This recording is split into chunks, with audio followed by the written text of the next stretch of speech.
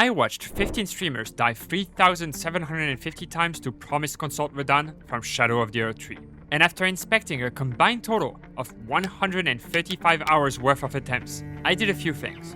First, I took note of their builds, levels, flask upgrades, and Erdtree blessings.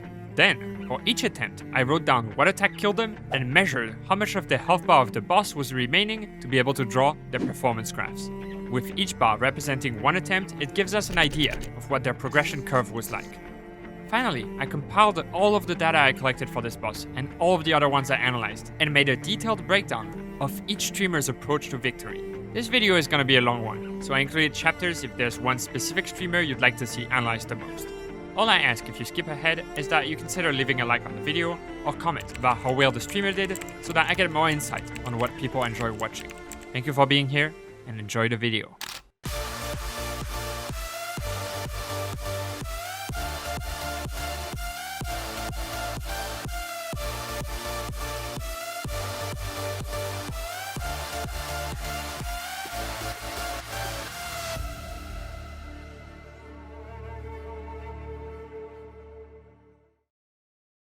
Alright, so now that you've met our wonderful cast, let's talk about the boss itself. Promised Consort Radahn. This guy kicked my ass the first time around, and he did so with an extensive list of moves and combos. Luckily for me, a kind soul by the name of Big Bot already did a huge chunk of the job by categorizing all of them. So let me just steal that real quick, add some numbers so that each attack has a unique ID, and voila. Let's focus on the unique moves and combo branches for now, and there are 12 of them in phase 1. We can quickfire the simple ones like the corkscrew charge, the grabbing sweep, the cross slash, the blood flame slash, the front flips, and the meteors.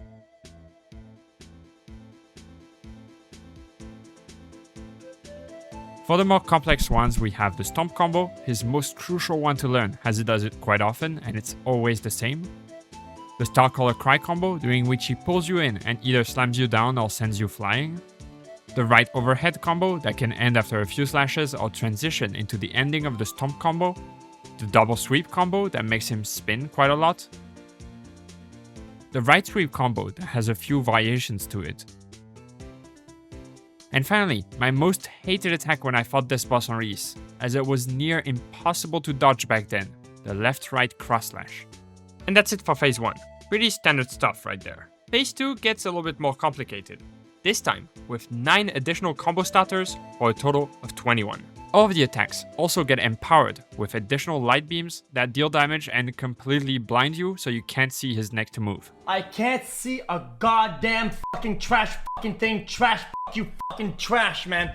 I can't see anything! Some of the new attacks are the Light of Mikkellah,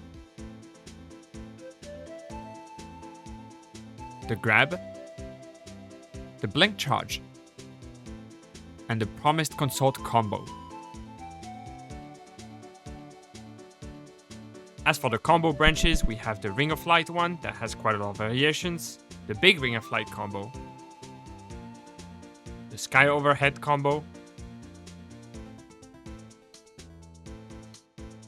and the Dash Right combo. And last but not least, the Human Meteor. What the fuck? Now just a small reminder that this boss has had one major patch after release. FromSoft nerfed his light beams and the speed and recovery of many of his moves. They all fought him before this nerf. And without further ado, let's get right into it with the best performance on this boss, Asmongold. Asmongold was level 333, the highest of them all, and with fully maxed out Caedrel blessings. He was using Mogwin's Sacred Spear and the Fingerprint Stone Shield. Starting from the Mesmer fight onwards, Asmongold completely changed the way he played Shadow of the Erdtree. He went from a jump attack oriented build to a highly defensive shield poke build. This allowed him to pretty much bypass Radahn's first phase with minimal effort during his first attempt. However, despite having the best first fight performance out of anyone here, he still perished during the second phase. I think this might actually kill me. What the fuck?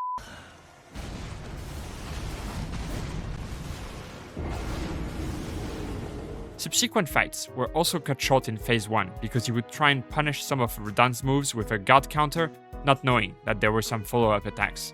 This resulted in him dying from the stomp combo 3 times in a row. On his 7th fight, however, he finally defeated the boss.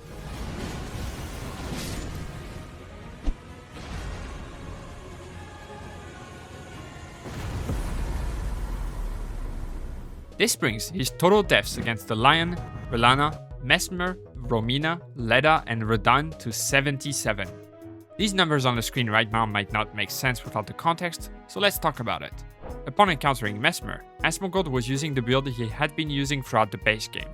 However, due to his own preference and the added pressure of his chat nagging him after every death, he became frustrated at the game and decided to take a break, only to come back later with a completely different approach and build. Remember that I am not a judge of character, and I only watch a few of the streamers presented here. I know Asmongold is a controversial streamer, but I actually find it commendable that instead of dropping the game and leaving with a sour taste, he decided to change his approach and ended up finishing the DLC in a way that would lead to less frustration and more fun on his side. He eventually said he loved the DLC, so it ended up being a positive thing. And I understand the confusion coming from the people who think the best part of these games is learning the bosses and overcoming seemingly unsurmountable obstacles, because it's also what brings me the most satisfaction. But it's important to note that what makes Elden Ring and Souls games as a whole so special is that they give you the tools you need to customize your experience so that many people can find their own source of fun. In the end, I only have a limited view of Asmongold's experience with games, but I can say with 100% certainty that he had a better time poking Radahn through his shield than dying over and over to Mesmer. And that's what matters. And with an average of 12.8 deaths per boss, he actually ended up being our second best performing streamer overall. Let's not waste any more time and talk about the person who died the least, Distortion 2.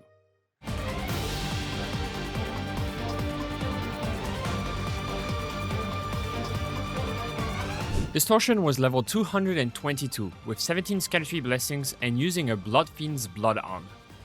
His first fight was honestly quite impressive to watch. He dodged many of Radahn's moves and his solid defensive build allowed him to survive some of the hardest hitting attacks, like the left-right cross slash. He's the only one whose first death is to Radahn's grab attack.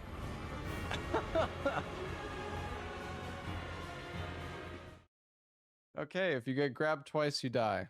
On his 13th fight, he finally reached the human meteor attack and survived it, but then he got stuck in a loop of getting hit and having to heal, which meant he wasn't able to land a single hit on the boss. This is one fight that would have been 100% won post-nerfs, especially with the added recovery time after each move.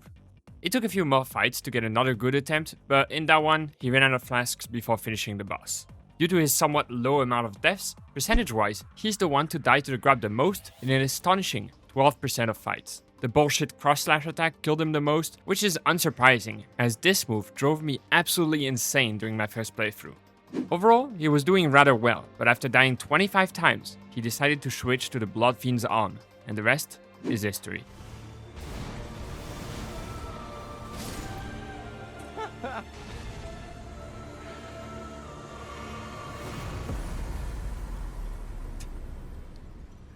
Turkey leg. Pretty good. Just for info, this final fight took about a minute, and in that minute, he made Radahn bleed 4 times and staggered him 3 times. Understandably, that weapon got nerfed shortly after the DLC was released. This brings Distortion's total deaths to these 6 bosses to 38. An impressive performance that is partly explained by Distortion's incredible adaptability when playing these games. Due to his extensive experience, he's able to recognize patterns quickly and learn moves faster than other streamers. He also had a very decent build with good defense throughout the whole DLC, as well as an above average number of blessings on each boss. This meant that instead of getting one-shot by some attacks, he was able to get back up and try again. Also, while I feel like some people switch to autopilot after a few attempts, he's able to keep his focus, leading to less mistakes. And with an average of 6.3 deaths per boss, he was by far our best performing streamer. Let's look at another Souls veteran next, Elajjaz.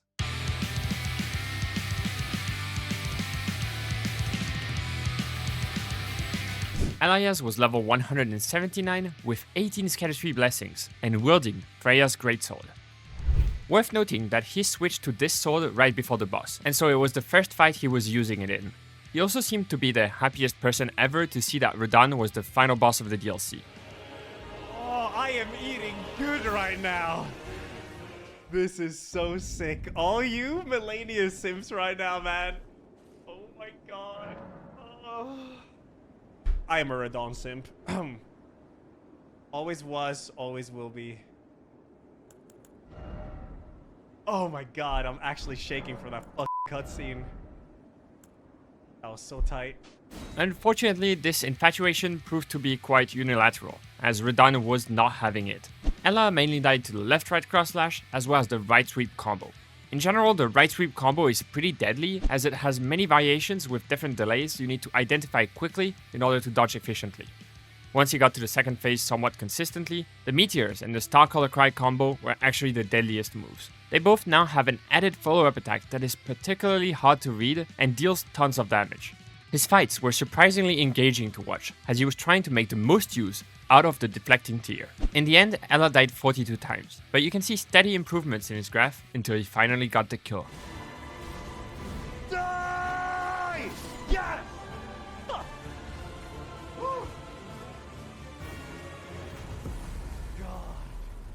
What a fight, dude. I had nothing left there.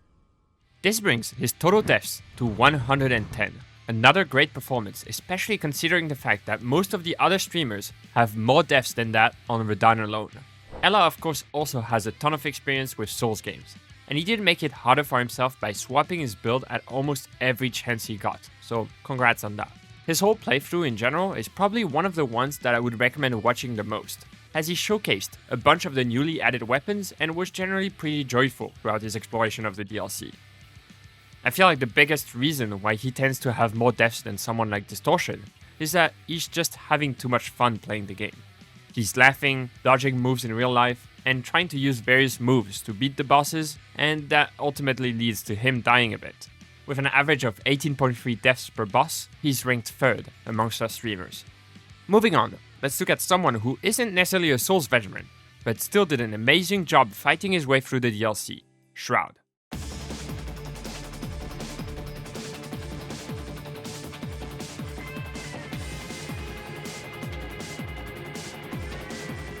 Shroud was level 189, with 20 blessings, the maximum amount, and using a Misericord and a Buckler. He initially went in using his good old Milady, but after 40 or so fights, he decided to try parrying the boss instead of dodging all of its attacks. As you can see from his progression graph, it didn't go very well at the start. But he slowly got better and better. After 40 more fights of improving his parrying, he switched to the Misericord, and things went even better. Well, some of the time at least. I'll be honest, this boss is only difficult because there's so much clutter in Phase 2. Phase 1's a joke. Phase 1 is probably the easiest phase out of any boss this whole DLC. Listen, I didn't mean like your phase is like easy. I just meant like it's not that hard. But Karma, dude, I'm sorry, okay? Listen, forget what I said. Pretend I didn't even say it. Him focusing on parrying meant the right sweep combo was way less deadly than it was for other streamers, as he would often cancel it before it branches into different moves. However, the left-right cross-slash being extremely hard to parry meant that it killed him about 28% of the time, the highest out of anyone here. After dying 104 times, he became extremely consistent with his parries, and after parrying Radahn over and over during his final fight, he emerged victorious. Alright. We won't farm for content. Wait. I could have farmed that one for content, but whatever. I could just New Game Plus it, and then people will still think I'm on it. Alright. Well, I'm a little disappointed, I'll be honest, with myself. But, I could always New Game Plus it. I could always keep practicing. That's okay. Shroud died 171 times in total, which is quite impressive knowing that he was actually playing through the main game as he was progressing the DLC.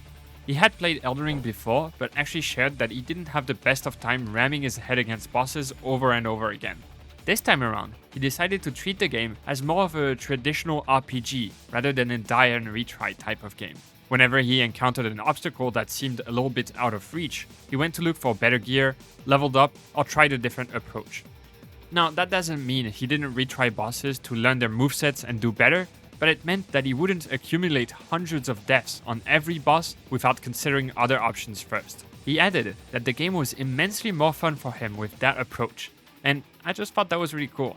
That's one option that is a little bit more intuitive in Elden Ring than in the traditional Souls games, due to the open world nature of the game, and I'm glad to see that it helped people get into these games in the first place. With an average of 28.5 deaths per boss, Shroud comfortably landed in the 4th position on our list. Next up is someone that isn't necessarily a Souls player, but still chose to have the DLC be even harder by playing on New Game Plus. His name is PointCrow. PointCrow was level 185 with 20 blessings and using a heavy greatsword. He initially had 14 blessings, and I'd say he was doing rather well, with steady improvements after every fight. However, when he reached phase 2, things weren't going swimmingly. Alright, I know how to dodge this one. It's easy. Easy dodge. Easy dodge. Okay. What the fuck is that? How do you deal with that? What the hell did you... What the... Then he swapped his 2 swords out for one bigger sword, and things went worse. So he decided to go on the hunt for Erdtree fragments, and after a 2-hour-long search, he came back with 20 blessings. This considerably increased his odds of winning, especially because he could now more easily get used to his new weapon and fresh strategy. A strategy we've seen before with Ella, but pushed even further here, blocking every attack with the deflecting tier.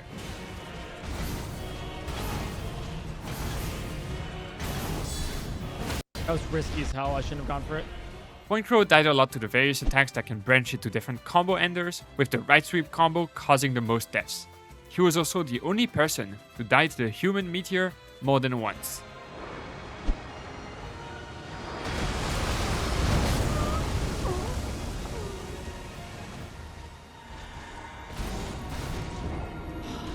One hit away. After 164 deaths, it eventually ended in one of the cleanest winning fights on this list.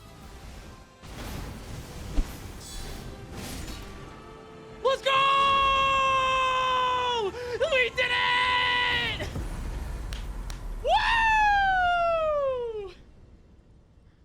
New Game Plus, Radahn kill! PointCrow died a total of 548 times to the 6 bosses we studied.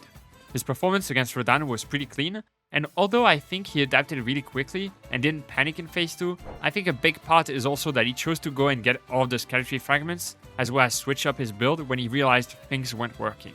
So much so that he actually died to Mesmer more than he did to Radahn, as he didn't really change his approach back then. Him choosing to play the DLC in New Game Plus as well as donating $1 per death is a lot of added difficulty and pressure, but he handled it nicely. He also really enjoyed the DLC and would rank Elden Ring as his 4th favorite game ever, right behind Breath of the Wild, Tears of the Kingdom, and Outer Wilds. So that's pretty high praise. With an average of 91.3 deaths, PointCrow actually ranked 10th out of everyone, which doesn't seem impressive in of itself, but he actually gained 3 ranks compared to how it was before Radahn, and that's quite the accomplishment. Let's now look at someone else who died around the same amount of times, 39 Daff.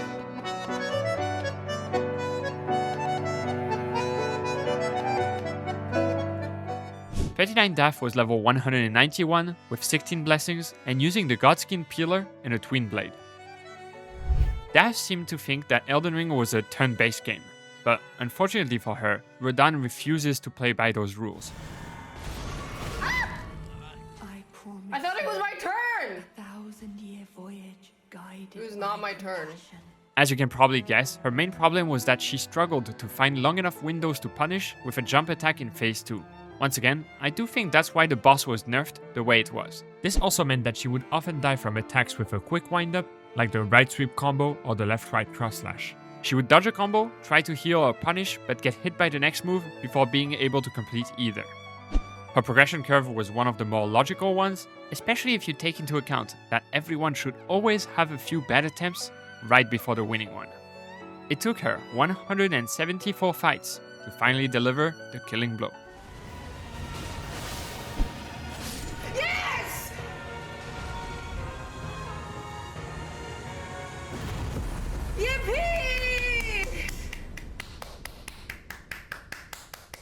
39 Daft died 509 times in total.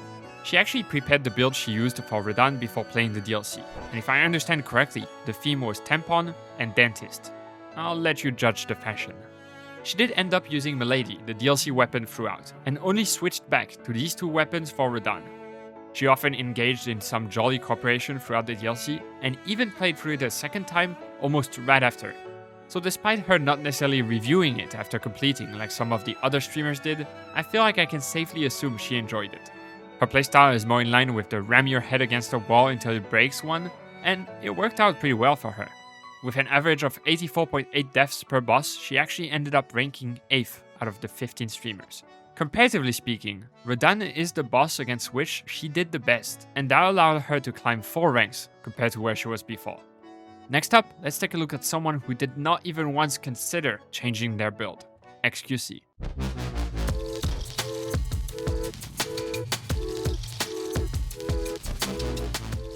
XQC was level 170 with 16 blessings and using the Giant Crusher.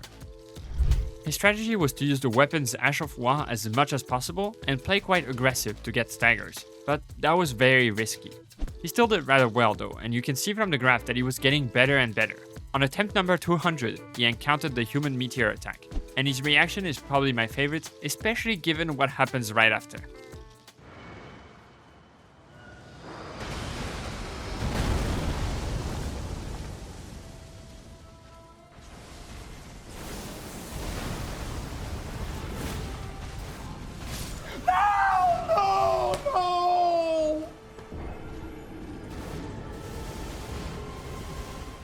I think this sort of affected his mental state a little bit because a few attempts later he decided to go back to the main game to upgrade his flask from +7 to +12. Also, I have the list of moves right in front of me when reviewing footage, but I think XQC had a different one in front of him because I can't find the moves he's talking about in mine. Rare. That's rare. It's rare, brother.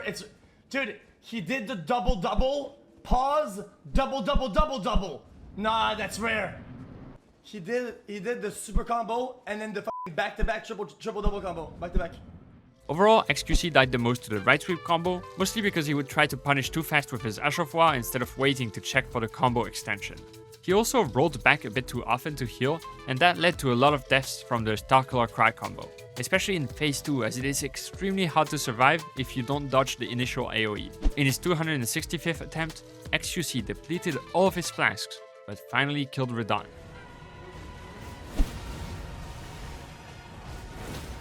Boom! It's done! Woo! Get f***ed!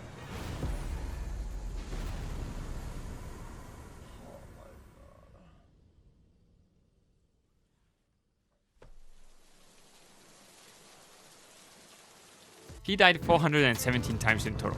Ironically, he's kinda the opposite of what we've seen before with Ela and Shroud. He never swapped his weapon or build and kept going at bosses until they went down.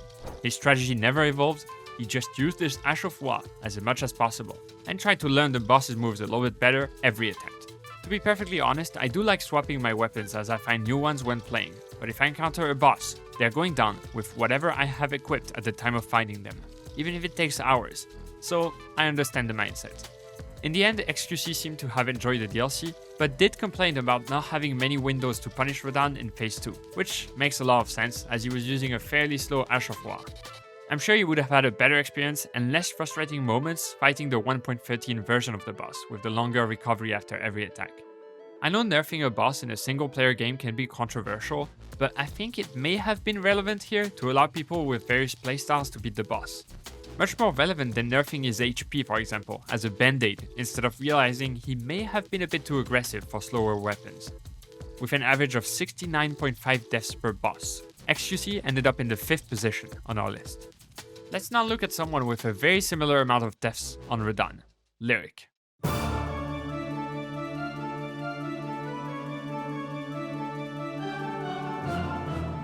Lirik was level 180 with 15 blessings and using the Miséricorde and a buckler. He was also a New Game Plus.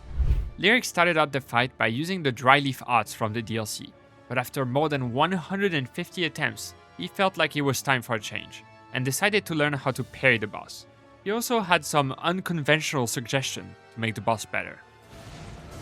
Where are the fucking scissors, bro? Cut her his hair so I can see where your shit ass sword is.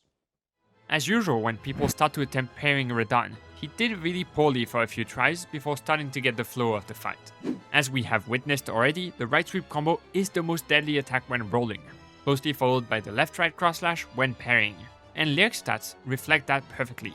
Despite ending up being rather good at parrying, he still didn't really find a way to deal with the second phase meteor attack, but after dying 270 times, he landed one final counter. Oh my fucking god, you mother... Ah! Ah! First try, boys. First try. Lirik died 493 times to these 6 bosses. Honestly, him playing the entire DLC in New Game Plus made it a little bit harder than for most other people on this list, but he never ended up in the bottom 5 on any boss. He often used the Bloodhound step to have an easier time learning the moves of the bosses, but interestingly, I feel like it made the fight against Radahn more difficult in some ways. He would sometimes Bloodhound step and get hit before being able to cue a follow-up roll, whereas others would have been able to roll twice. Luckily, that problem vanished once he switched to parrying. With an average of 82.2 deaths per boss, he was ranked 6th on our global leaderboard. We're now more than halfway through the list, and the next person we're looking at died just one more time than Lirik. That streamer is none other than the Rat King himself, Caedrel.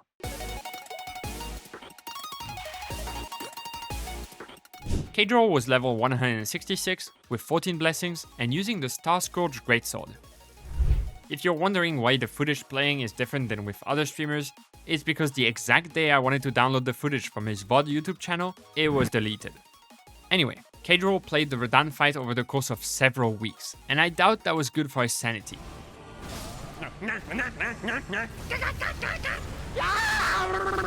What is that? What is that? He just like actually KaiCenat me or some shit. Can someone tell me how to dodge that? His Radahn game plan was pretty straightforward: use the weapon he'd been using this whole time, and jump attack him to death. Unfortunately, while going to bed and coming back the next day is usually quite the buff and helps defeating bosses, taking week-long breaks isn't, and so his graph is quite sporadic. I think it also contributed in making the Stomp combo quite deadly, as people usually assimilate it quickly, but he had to relearn it every session. He died 271 times, but the rat eventually got the upper hand. Patience. Go for it! There it is!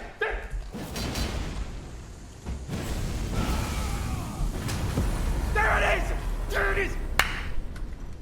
There it is! Caedrel died 527 times in total. He had the slowest pace through the DLC, due to him not going all in on it, but playing in shorter sessions while keeping his regularly scheduled content intact. The biggest flaw in his overall game plan was not always paying attention to which windows he needed to punish during, or trying to land a jump attack during a neutral state.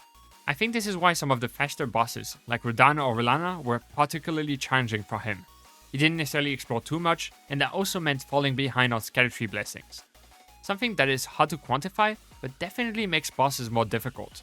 With an average of 87.8 deaths per boss, he ranked 9th out of the 15 streamers. Next up is a person wearing a red cover for the cheapest MissMikkaa cosplay ever made, Ludwig.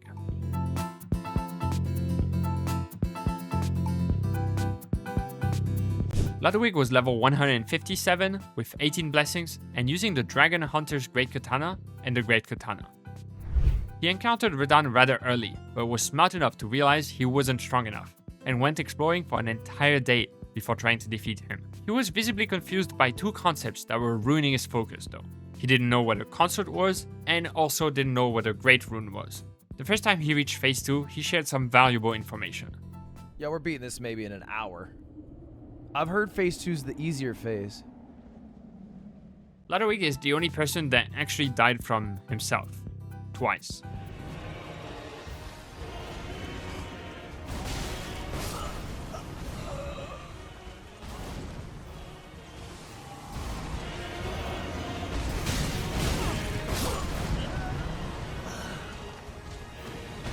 After that, we have our usual suspects, but the Star Color Cry combo also killed him a bunch, since he rolled backwards to heal too often.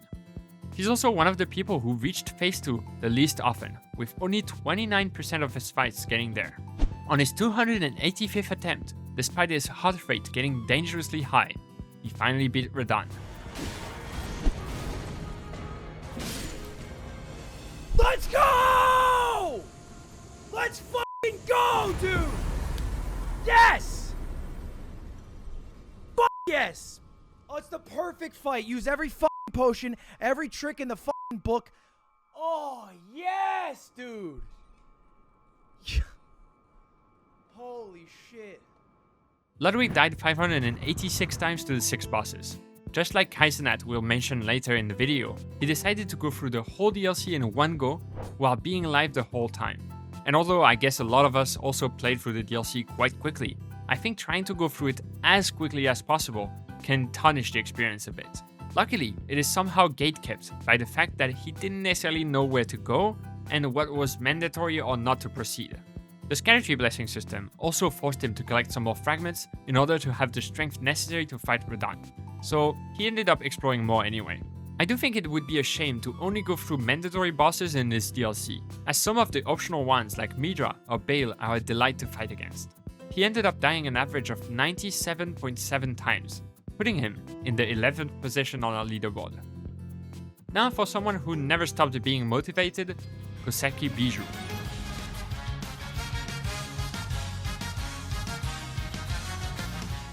Bijou was level 175 with 17 blessings and using the Moon Veil.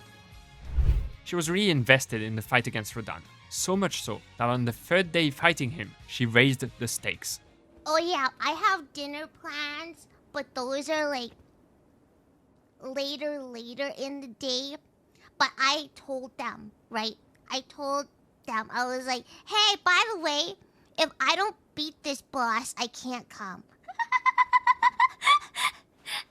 What I like most about Bijou's encounter with Radahn's second phase is that she chose to just tank the Light of MissMikkaa and spam her weapon out to deal more damage instead of running away. She was also definitely wearing clothes during her first encounter, so I guess she decided they were superfluous. Being naked has its perks, but it also means taking a lot of damage, especially from moves like the left-right cross slash, claiming her life 50 times. She died to Radahn 303 times over the course of about 10.5 hours. But Bijou did go and get dinner that evening, and I bet it was a good one. Bye!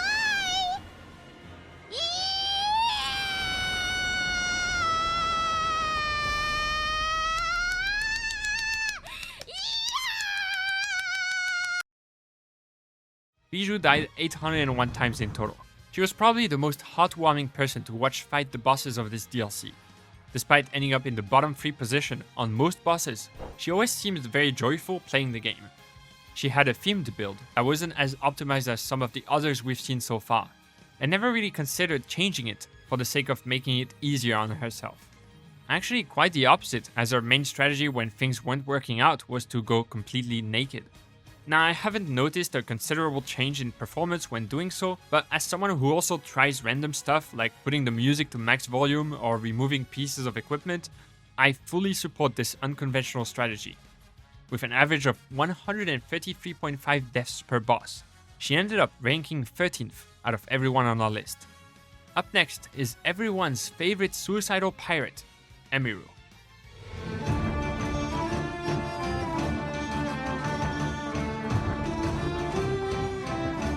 Emiru was level 198 with 16 blessings and using a blood-infused Milady. Very early on in her attempts, she asked herself a question that most streamers really hated finding out the answer to. I'm scared! Bitch, what the fuck? How many moves does he have?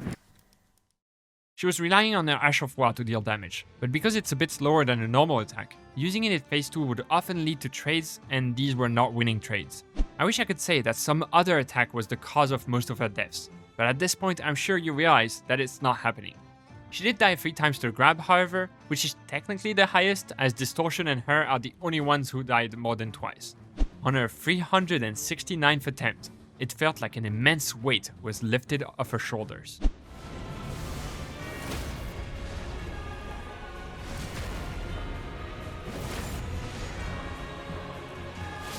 Thank fucking God! Oh God! I didn't want to breathe or get excited!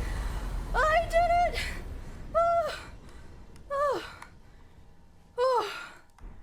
I'm free! Emiru died 499 times to the boss's studies. Throughout the DLC, she always had a system with snacks. They are only allowed if she performs well, but forbidden if she doesn't.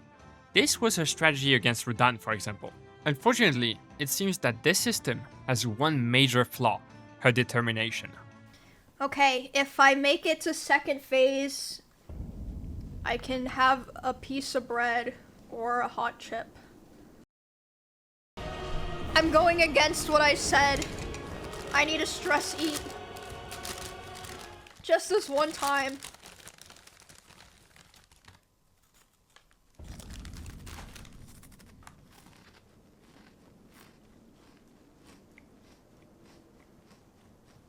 I really like the idea of having a real-world incentive to try and perform better in a video game though. Usually my incentive is just that I can't sleep unless I've beaten the boss, but I realized this might not be the healthiest. It definitely wasn't against Radahn.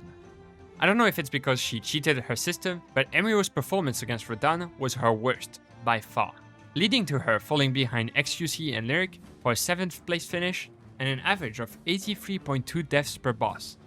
Next up, let's look at the man, the myth, the legend, Forsen.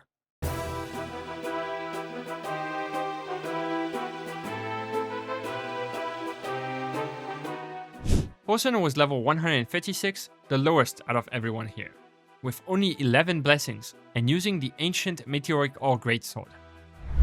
I've already talked at length about Forsen's playstyle in previous videos, but there is one thing I cannot stress enough: his flask was +5. That means he needed to heal 3 times to get back to full health every single time he got hit by Radahn. All of that aside, I would still say Forsen has one of the worst debuffs of all, his TTS. Every 5 minutes, the wildest stuff gets blasted into his ears, and I'm not sure how he ever manages to focus. Even other streamers abused it to make him fail more often. Chat, give me the moo one. Should I say TTS on?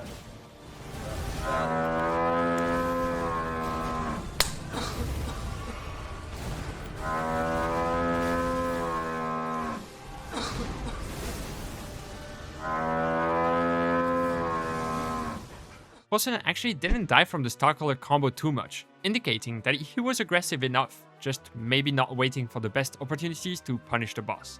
Surprisingly, his progression curve is actually quite consistent, and after 425 deaths, he beat Radahn.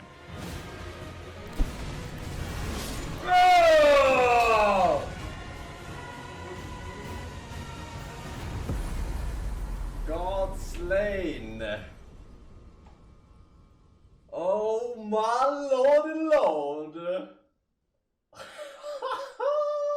So easy. Flasks for ants, huh? Under-leveled? God Gamer is here to stay, huh? My god. Fucking first try. You call this a boss, Miyagi? I fucking laugh at this shit, man. Try harder. Forsen died 1,141 times in total. Kind of a spoiler as we have 2 more people to go, but he's the only one breaking the 1,000 deaths threshold on the 6 bosses studied. I think there are quite a lot of factors for that. The flask, the stubbornness, the TTS, it all culminates in one of the most chaotic performances to watch on this list. Sometimes I watch one of his fights and think he's actually doing really well and might get the boss within a few attempts, and then it takes 5 more hours because he appears to lose focus.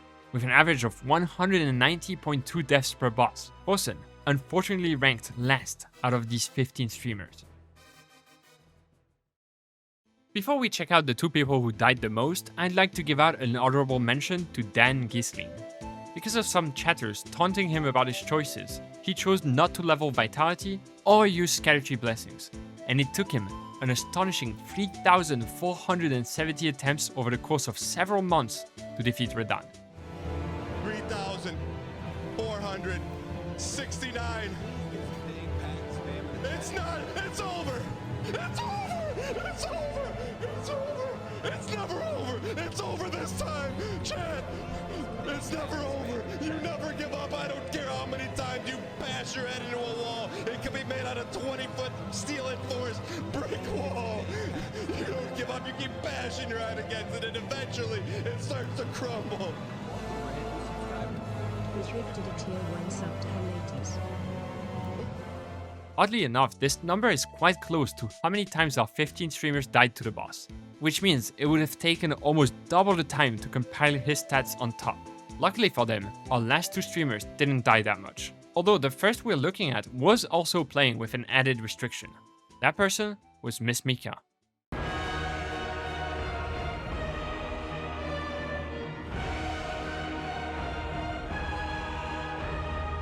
MissMikkaa was level 178 with 0 blessings as part of a self-imposed challenge, and using a blood-infused Bloodfiend's arm.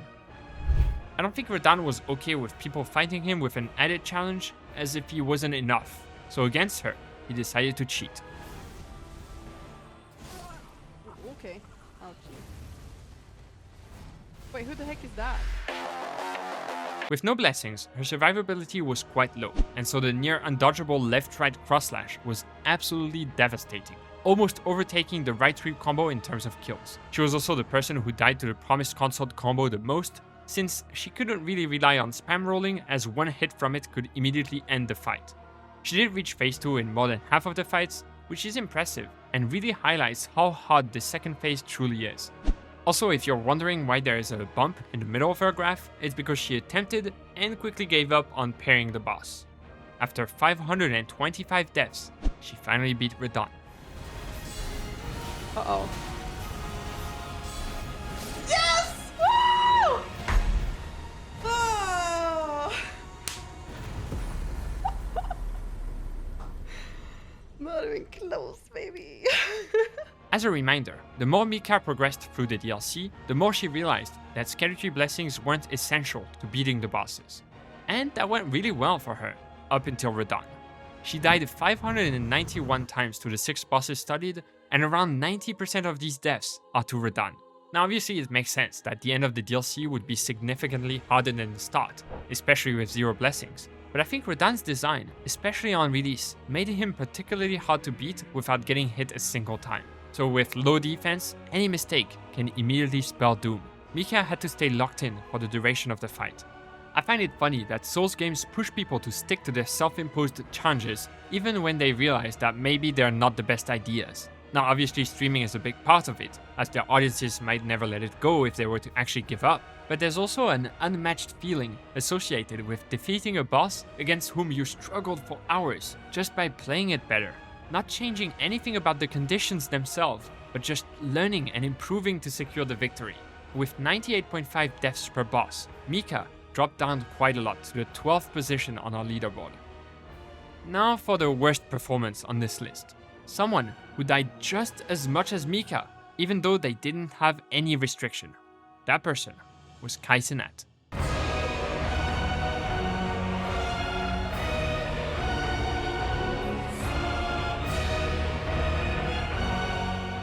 Kai was level 176 with 18 blessings and using a blood-infused Bloodfiend's arm.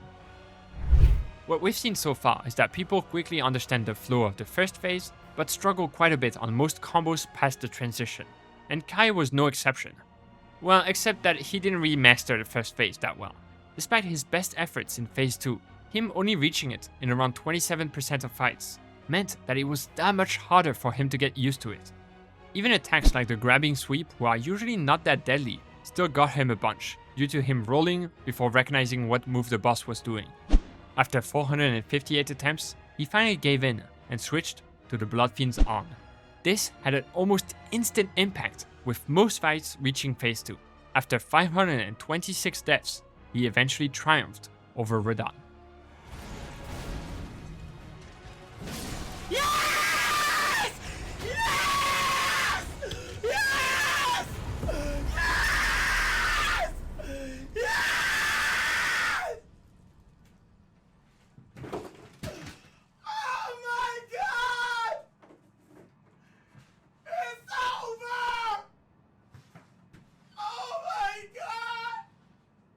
Kai died 846 times in total.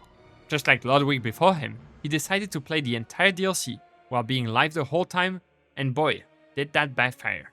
Radahn just took so long, and once again, it's hard to quantify how worth exploration it is when you're trying to go as fast as possible. Either you explore and lose time in the hopes of getting strong enough to regain that lost time on the bosses, or you don't explore and pray that you can win within a decent amount of tries.